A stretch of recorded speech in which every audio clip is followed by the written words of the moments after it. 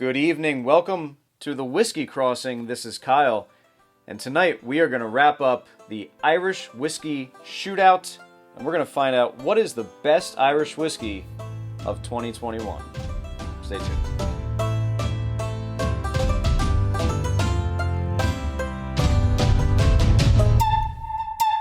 All right, we're back. Let's get into it. So, in case you haven't been here before, link in the descriptions below to the first 3 rounds. I had 3 rounds of 4 Irish whiskeys. I poured out 12 bottles into randomly lettered samples. I then grouped those into 4 random groups, poured them out, ranked them 1 through 4. The top whiskey from each flight advanced to the finals, plus 1 honorable mention. So that's how we've gotten here. The advancers so far are bottles 1, 7, 10, and 11 out of 12. These are the 8 remaining bottles. I don't know which of these is in the top 4. I just know these are not in the bottom 4. So the bottom 4, I'm going to show you right now, is the Tyrconnell 16-year-old single malt, the Bushmills 16-year-old single malt, the Clonakilty single grain Irish whiskey, and the Glendalough 13-year-old Irish whiskey finished in Mizunara casks. So I unveiled those 4 bottles as my bottom 4, and I got some interesting feedback. On Instagram, I was told that the Bushmills 16 is one of the finest whiskeys in all of the world. Another Instagram friend claimed the Clonakilty as his number 2 Irish whiskey, just 2 yellow spots. But for me, at least in this grouping, there was a clear bottom 4, and I don't know which of these is in the top 4, but there was kind of a clear top 4 as well. The winners were not hard for me to pick out until the final flight, at which point I got to pick both of them for my honorable mention. So we're going to get pouring here. Just to review the rest of the whiskeys, we have the Naphog Castle 12-year-old. We have the Powers John's Lane 12-year-old. We have the Redbreast Listowel. We have the Redbreast 21-year-old. We have the Method and Madness single pot still finished in chestnut casks. Full review of that right above. Some of these bottles are freaking really tight. My goodness. Come back to that one. Number 10. What is going on with you? All right. Continuing, I have the Green Spot Chateau Montelena. I have the Blue Spot Cask Strength 7-year-old. And I have the Red Spot. And that rounds out my top 8. And the fact that I cannot open this bottle is really disturbing. I'm going to try to figure that out. Got my pliers.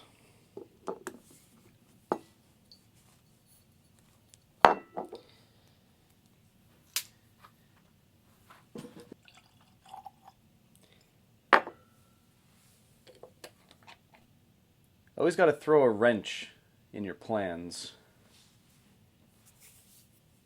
The only thing that's better than a wrench are some pliers.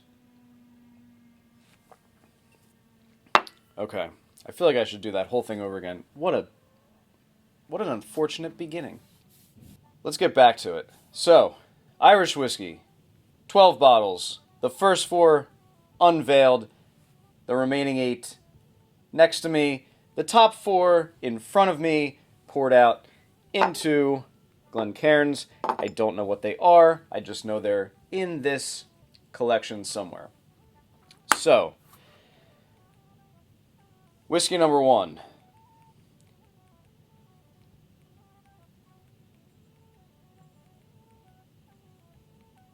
Ooh.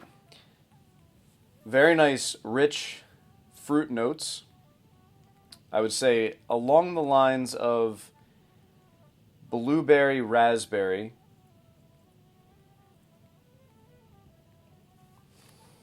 but also a little bit of brighter fruit notes as it goes on.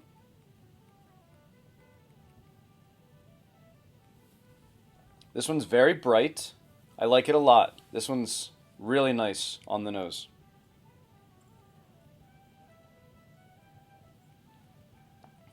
Nicely rounded. There's a little bit of maltiness, but it's fruit forward for sure.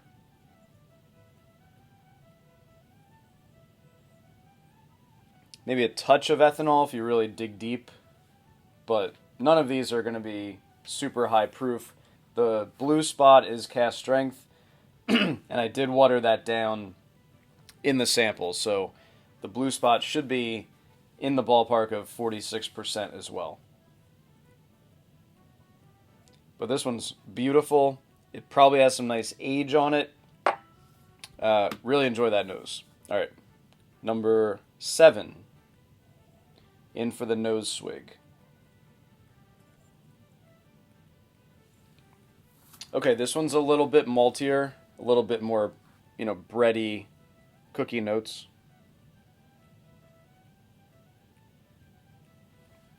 This one also has that slightly underripe vine fruit note as well, the blackberries.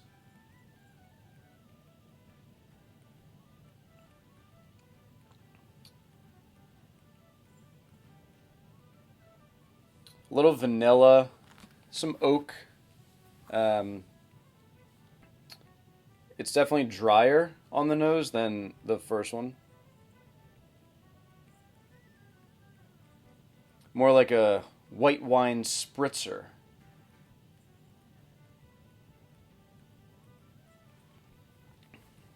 But with enough oak to kind of keep it honest.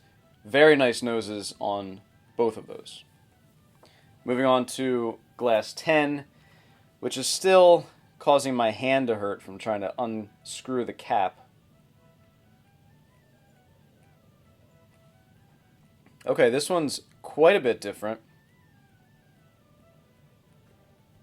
This one has a chalkier, more like a drier roll, like a dry scone maybe. I made the scone note in the Method in Madness review. I called it a craisin scone or a cranberry scone. And this one, I might be getting it. And it is different. And I also criticized the lack of sort of madness going on here with the finishing in chestnut casks. I didn't really get a lot of difference, but side by side, hey, maybe this is it. All right. Yeah, a little bit chalkier, drier, and still a little bit of light fruit coming through, but that one stands out. I wouldn't say it's better necessarily, but I like all three for different reasons so far. All right, number 11. Okay, this one's actually quite a bit more coastal in nature. I almost get a little bit of seaweed on this one, which is very unusual for an Irish. But I definitely get the seaweed, without a doubt. Very interesting.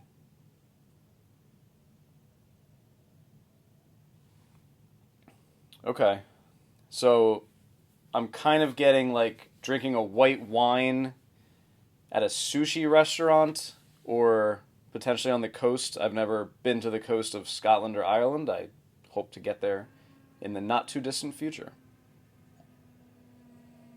But this is seaweed. I don't remember getting seaweed almost ever in a whiskey, let alone in something that I just did a blind nosing and tasting on just several days ago.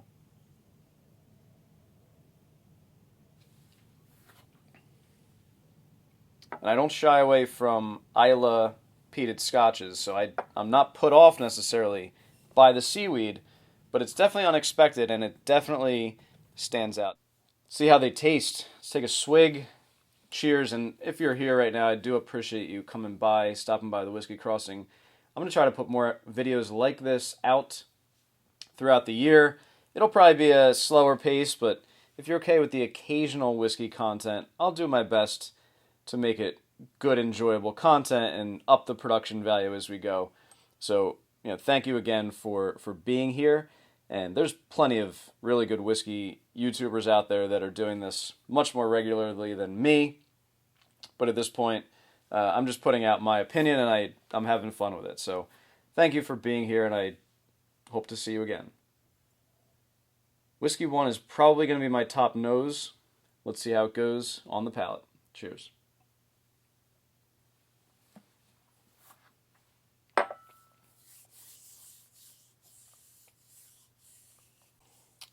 That is a rich mama, like Mrs. Jenner. A rich mama. I don't know why I thought of the Kardashians. Is she a Kardashian, or she's a Jenner, right? I don't know. I'm not an avid reader of People magazine. That whiskey is fantastic. I can tell you right now, that is a whiskey that's as good, as rich, as complex as nearly anything that I have. It's a lot fruitier.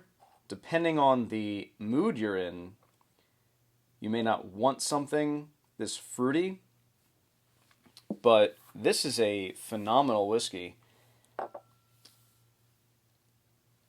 There's 2 bottles here that I think have the potential to be in this glass. I'll say they're both in the front row, and it would surprise me very much if it's not one of those, but I'm really excited to find out what this is. A coating mouthfeel. A bit of maltiness, breadiness, deep fruits, all just kind of exploding at the beginning. The finish is not very intense. It definitely fades out, but I'm actually getting a little bit of that almost salty coastal note on the finish, believe it or not. I don't know if this is the one that I described as banana bread in the first round. I don't think it is. But this one's just... It's just hard to find anything wrong with this one. That's a really good pour. Excellent.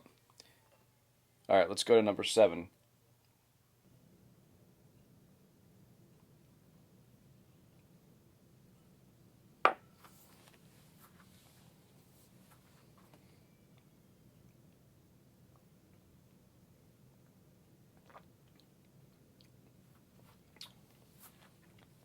This one is honey, vanilla,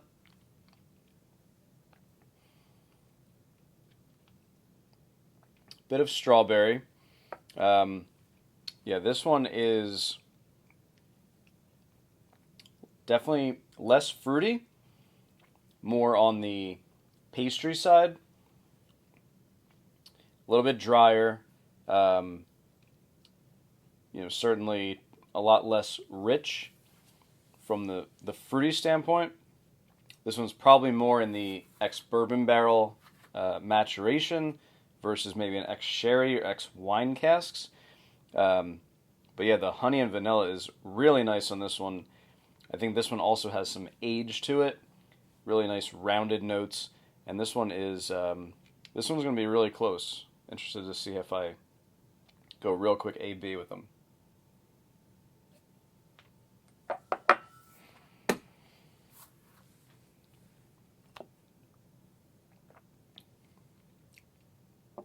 Okay.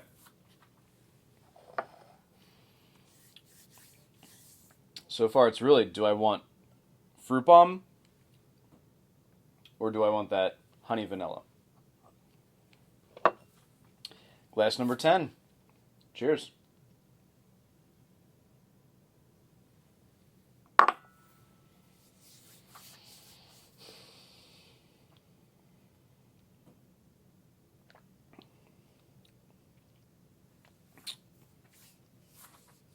Okay, this one's really nice. This one's giving me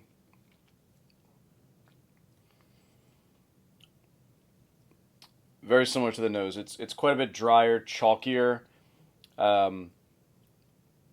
closer to that drying cookie. I don't think it really holds up to the first two. I like it. I would drink this one all the time. But up against these two have something a little bit more unique, more dominant, a little bit just more impressive side by side. But this is an excellent whiskey, and let me just give it one more taste.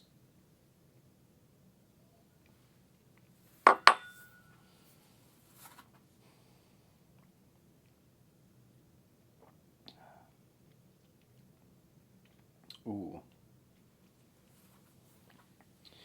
So now I'm getting more of that honey sweetness on this one as well. Kind of get like a honey bun.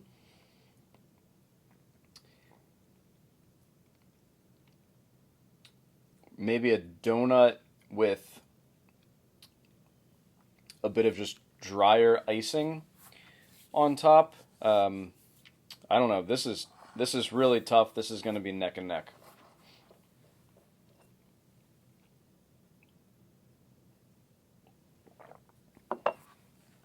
Okay. Last but not least, glass 11. This one is the lightest, I would say, color-wise. It's actually got a bit of a pink champagne hue to it.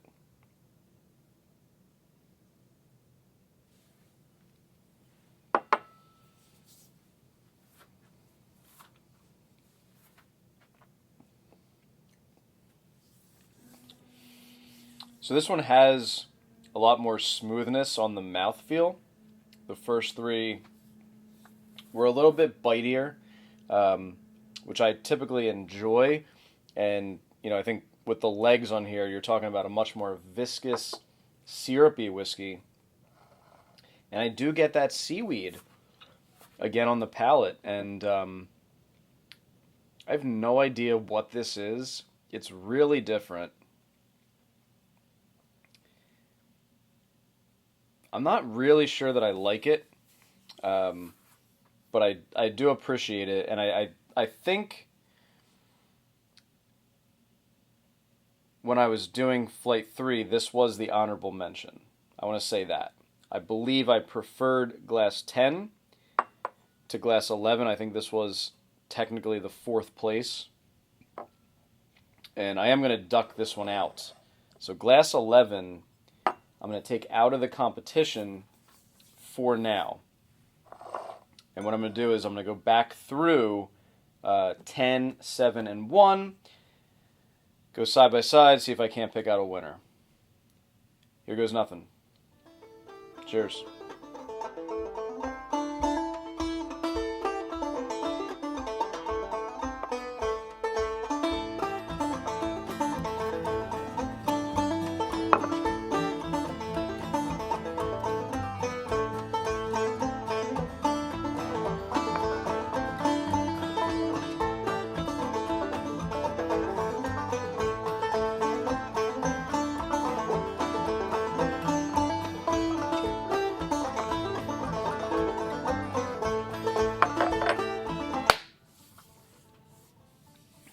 Welcome back.